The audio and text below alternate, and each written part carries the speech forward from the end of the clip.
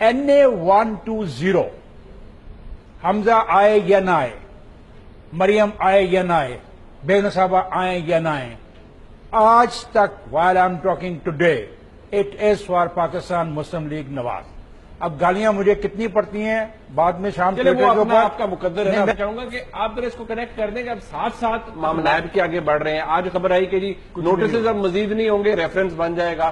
جو امپیکٹ ہے کیا اس طرح کی ڈیولپمنٹ کا بائی الیکشن کے اوپر, سیاست کے اوپر, مسلم لیگ نون کے پراسپیکٹس کے اوپر آنے والے دنوں کے اندر فرق پڑے گا یا نہیں؟ کیا ان جو فیصلے اب تک ہم نے سنے ہیں, کیا دفتروں میں رشوت لینی اس لیے بند ہو گئی ہے کہ ان کو خوف آ گیا ہے کہ اگر یہ حرکتیں کی جائیں گی تو ڈسکوالیفکیشن ہو جائے گی؟ بھائی میرے منیب, ہم پاکستان میں رہتے ہیں. گراؤنڈ ریئلٹیز یہ ہیں کہ وہ 30 سال سے یہاں پہ حکمران ہیں. 30 سال میں انہوں نے لوگوں کا کام کیا ہے, وہ لوگوں کے ساتھ رہے ہیں, وہ لوگوں میں بستے ہیں. اور ہم جو لوگ ہیں ہم وہ اتنے ساوے سوترے نہیں ہیں, ہم بھی اسی سسٹم کا حصہ ہیں.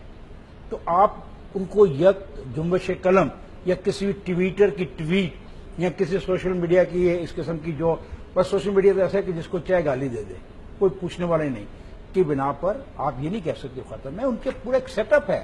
میں کہہ رہا ہوں کہ جو یونین کونسل ہے, ہر یونین کونسل میں 13 ان کے الیکٹڈ لوگ ہیں. آپ ان 13 کو ذرا بھی نہیں دینا چاہتے ستائیسو, تو میں آپ کو فورس تو نہیں کر سکتا.